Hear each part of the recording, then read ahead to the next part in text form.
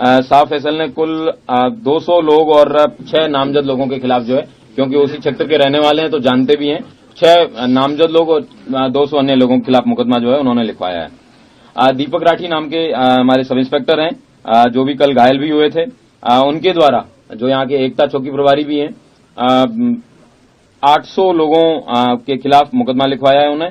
जियाउर रहमान बर्क और सोहेल इकबाल नामक ये 2 नामजद अभियुक्त हैं, जिनको उन्होंने अभियुक्त बनाया है। उनके द्वारा बताया गया है कि भीड़ को इन लोगों ने भड़का के बलवे का रूप दिया। यह उल्लेखनीय है कि जियाउर रहमान बर्क को 168 BNSS का नोटिस जनपद संभल की थाना कोतवाली पुलिस द्वारा भी पूर्व में दिया गया था। उनके द्वारा पूर्व में भी भड़काऊ भाषण दिए गए थे।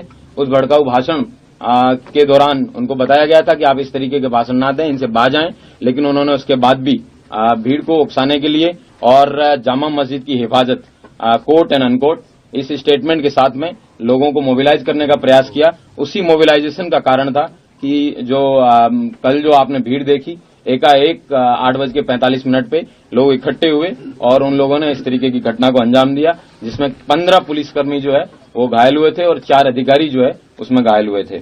हमारे SDM रमेश बाबू, उनके जो है पत्थरबाजी की वजह से उनको पांव में फ्रैक्चर आया था।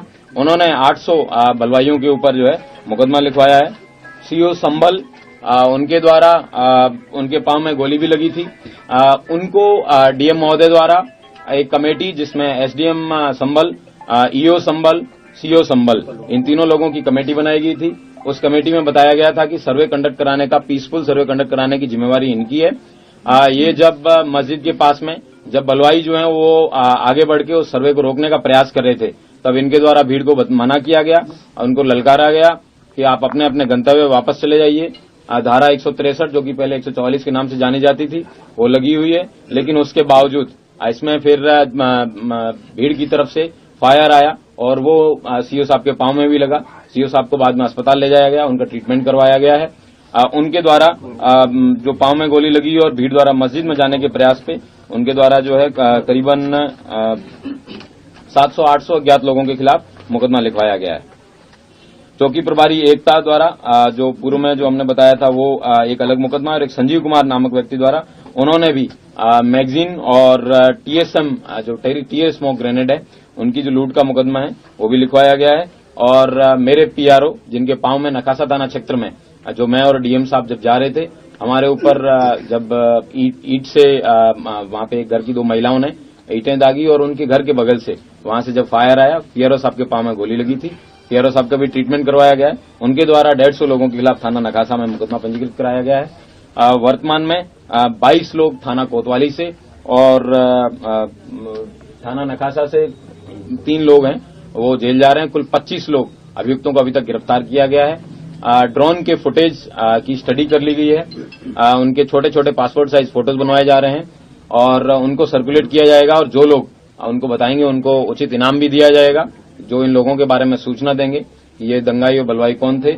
और सारे CCTV फुटेज हैं उनको भी कलेक्ट कर लिया गया है, और मैं उम्मीद करता हूं कि इस धरपकड़ में जल्दी जो भी नामजद अभियुक्त हैं और जो भी अन्य अभियुक्त हैं, उन सब लोगों को गिरफ्तार किया जाएगा और उनके खिलाफ जो विधिक कार्रवाई है वो सुनिश्चित की जाएगी। जनपद संभल में कल दोपहर के बाद से एकदम अच्छे से शांतिपूर्वक तरीके से लोग अपना जीवन यापन कर रहे हैं। आज सोमवार को दुकानें भी बंदी है वैसे संभल में, लेकिन फिर भी उसके बावजूद लोगों ने अपनी दुकानें खोली है और इंटरनेट बैन है। वो इंटरनेट बैन जो है वो कल भी कंटिन्यू रहने के लिए मैंने DM महोदय से रिक्वेस्ट किया है। मैं उम्मीद करता हूं कि शांति व्यवस्था है वो इसी तरह कायम रहेगी। जियाउर रहमान सांसद ही है ना या कोई और? जियाउर रहमान पुत्र ममलूक और रहमान, ये यहाँ के निवासी हैं, थाना नकासा क्षेत्र के रहने वाले हैं। सर, PM रिपोर्ट में क्या पुष्टि हुई है? हथियार भी मिला है उन लोगों से, मृतकों से? PM रिपोर्ट विवेचना का विषय है। ये विवेचक का प्रेरोगेटिव है, इसके बारे में मैं कोई कमेंट नहीं करना चाहूंगा।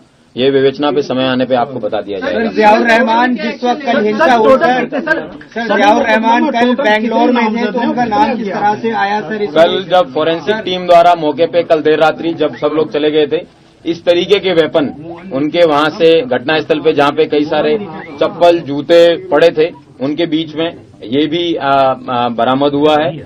इस तरह देख सकते हैं कि आप भीड़ के जो बलवाई थे, पत्थरबाज थे, उनका क्या मकसद था, उनका क्या उद्देश्य था। पुलिस वालों के पांव में गोली लगी है और इस तरीके की ये जो है जो उनका जो उद्देश्य था, लेकिन हमारी पुलिस ने और प्रशासन ने साथ में कंधे से कंधा मिला के एक बहुत अच्छे सूझबूझ से इस जो पत्थरबाजों की मंशा थी उसको कंप्लीट नहीं होने दिया। उनकी इच्छानुसार उन्होंने सर्वे को रोकने का भरपूर प्रयास किया। सर्वे शांतिपूर्ण कंप्लीट हुआ, जो कि माननीय न्यायालय के आदेश के अनुसार हो रहा था। और मैं उम्मीद करता हूं कि आगे भी है शांति व्यवस्था कायम रहेगी और सभी पत्थरबाजों को आइडेंटिफाई किया जाएगा और जितने भी लोगों के खिलाफ मुकदमा लिखा गया है उन सब लोगों को गिरफ्तार करके जेल भेजा जाएगा।